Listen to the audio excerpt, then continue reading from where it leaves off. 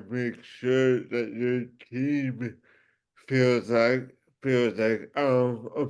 they have input as well, because that's how you will have them be more accountable. Welcome to the Foundry, where leaders are forged daily. Each week, we investigate themes of leadership, entrepreneurship, and mindset with some of the greatest minds in real estate. And now, the data scientist of real estate, George Roberts.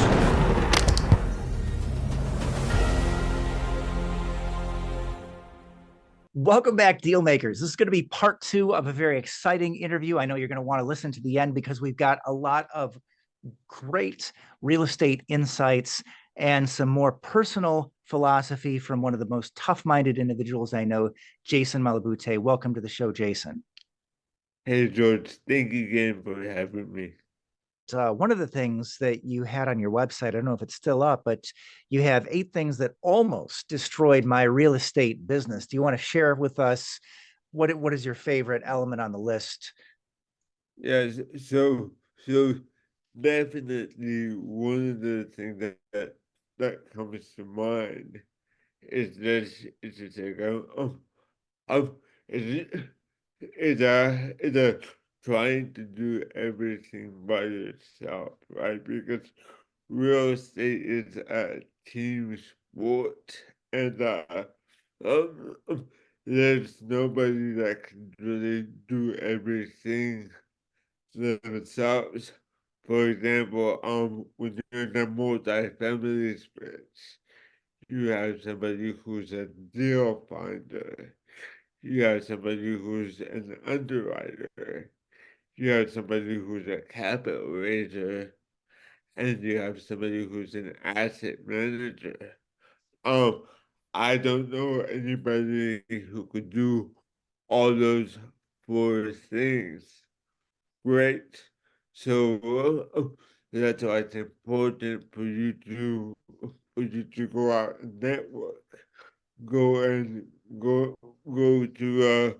go to local meetups and find people who not only complement your weaknesses, but also people that share the same values and vision as you.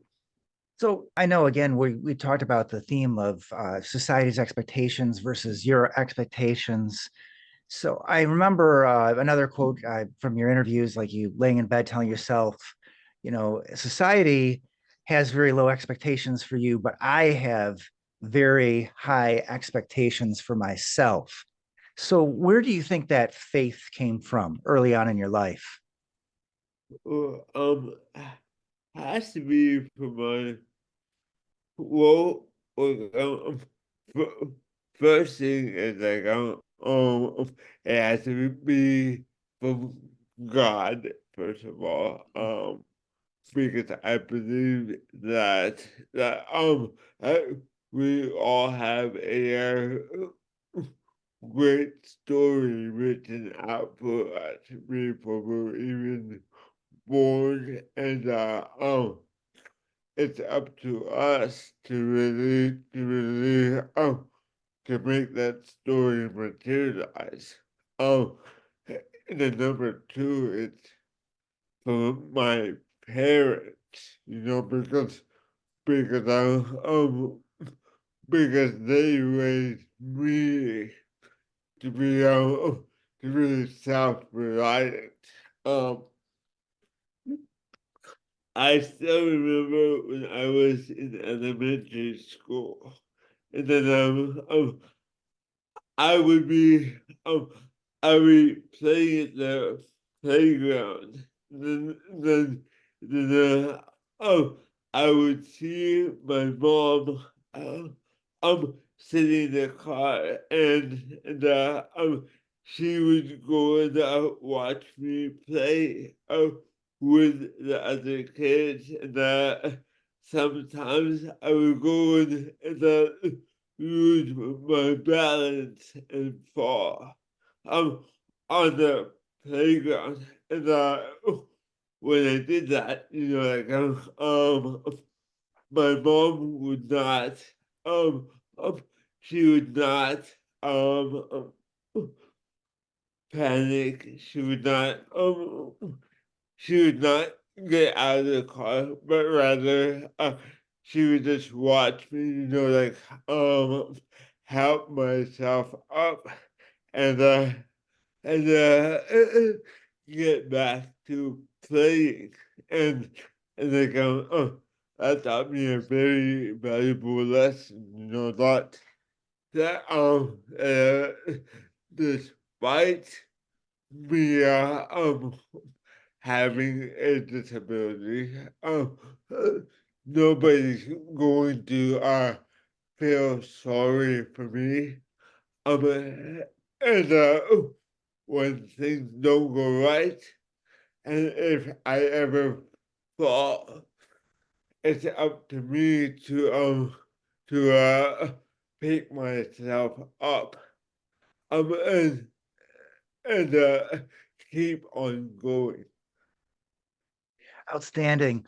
Now, another thing that's going on in our society right now, we are just full of all these demands for people just to accept us along with our weaknesses. But you have a quote, and I think that you paraphrased this earlier. When I was young, I was told that people would love me for who I am, but I realized that that maybe they wouldn't, right? If you work hard enough, that you could become the person that people love. Yeah, so as a man, you have to build your value, you know, like so as I mentioned before, George, there are millions of people who have cerebral palsy, right? Um, and um, let me ask you a question, George. How many of them have you interviewed in your podcast? Yeah, perfect. I can tell you absolutely none. It's Right. because obviously of your determination, then you're able to get onto a stage that most people who consider themselves normal and fully able find is impossible. They think it's impossible, and it's very humbling. I got to say, your story is. I hope my audience is as inspired by your story as I am. Yeah, yeah. So Perfect, perfect. Well, hey, let's talk a little bit about sports. So maybe basketball wasn't in the cards for you, but correct me if I'm wrong, but you work out. So I went to your Instagram, and what are you doing to stay in shape? Balance is very important in life. yeah, one of my favorite quotes, George, is healthy body equals a strong mind. So I go work out every single day. Um after I wake up in the morning and after I do a little bit of work, I will go for either a morning walk or a morning run. Um, and then I'll come back home, I'll do more work, and then later on in the day, I will go to the gym, I'll go lift some weights. Um, um, and then after I do some weights, I'll do a little bit of boxing as well, just to get my my cardio in. Yeah, outstanding. I love it. And I also work out throughout the day. I find that being able to control my schedule is the only way I'm able to keep up with my regime. I think I got up to about 520 dips yesterday. Only way I do that, I better do about 150 before noon, or it gets really, really difficult. 520 days, George. Yeah. Jesus. I love it. That's my favorite exercise. I love everything. I love calisthenics. I love walking and love lifting weights. But yeah, that's my favorite. It's just great So, to be able to set your own schedule. I have a question for you, George. Like, you are in Michigan, and I'm here in Los Angeles, and it's much easier for us people here in Los Angeles to be more disciplined to go to the gym every single day because we have a nice weather here in California. How do you discipline yourself to go to the gym when it's freezing cold outside? Yeah, great question. And it's not easy. I tend to do a lot inside. So I've got my basement is my gym. I've got my battle ropes, I got my weights, I got my dip station, I've got my pull-up bar, and I've even got a dance floor. So I do dancing is a lot of how I get my steps in. And it's not easy. Yeah, I go out scarves, multiple layers. It's really hard to get out there. I actually tell the truth, I've also got arthritis. So that's another major obstacle I've overcome in my life. One of the reasons why I am so adamant about staying in shape. If I don't keep my weight down, it's hard for me to keep moving. So it's kind of like a catch-22. So I go out and I walk on sand. And the only sand that I get to walk on at this time of the year, it's really hard to get out there. But yeah, absolutely. I mean, the perseverance, that's really where the great rewards are. But and thank you for that question. I always love it when I have a guest that's willing to turn it around and ask me a couple questions. But I think with that, we're probably going to have to wrap up. I mean, there's so many. I feel like you're full of pithy quotes. I could be quoting Jason Malabute all day, but I think it's time to head into our lightning round, the 7. You ready? Yes, sir. All right, let's hit it.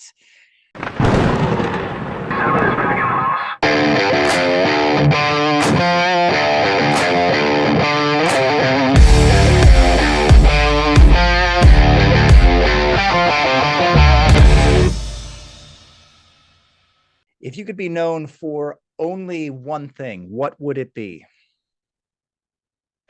If I could be known for one thing, would be if it really is successful. What's the greatest lesson in leadership you've learned as an entrepreneur? The greatest lesson that I learned from being a leader is to make sure that your team feels like they have input as well, because that's how you will have them be more accountable. And what personal characteristic has been most pivotal to your success? My determination. Right here, let's add a little randomness to the interview. Just let me know when to stop cutting the deck and we'll ask something. All right. Is it more essential to develop beliefs or to gain knowledge? Beliefs. I know people who are 1,000 times smarter than me who have not accomplished as much because they don't have the self-belief to actually take action. What is one tip or trick that investors can implement in their business today? I'm always a big fan of you getting a mentor, somebody who can help you cut the learning curve. Can you name a book that's helped to forge you as a leader and entrepreneur, and tell us why? I always mention the same book. Some people love them, some people hate them, but I'm going to go with the 10X Rule by Grant Cardone. And it's a great book to really help you to think bigger and to have big goals and for you to go after those big goals. Outstanding. And if you could just set us out with a quote to help forge our listeners as leaders and entrepreneurs. A good quote. I'm gonna go with something that Grant always says, which is something that's worth doing today. It's worth doing every day, and something that's not worth doing every day is not worth doing once. Outstanding. And here, I'll match your quote for quote because you are very quotable. Here's another favorite that I have from you, that I was able to invest in those first 236 units because I invested in myself first. So thank you for making that investment, and your life and the way you've lived it has been a real gift to the world. And I want to make sure that everybody has the opportunity to reach out to you. So if you're looking to reach out to Jason Malabute, what is the best way to do that? The best way is sending me an email to either Jason at cashflowchamps.com or sending me a DM through my social media, which is at Jason Malabute. You can find me on all social media platforms. Outstanding. Well, thank you so much for taking the time to share your knowledge, experience with our audience. Yes. Thank you again for having me, George. My pleasure.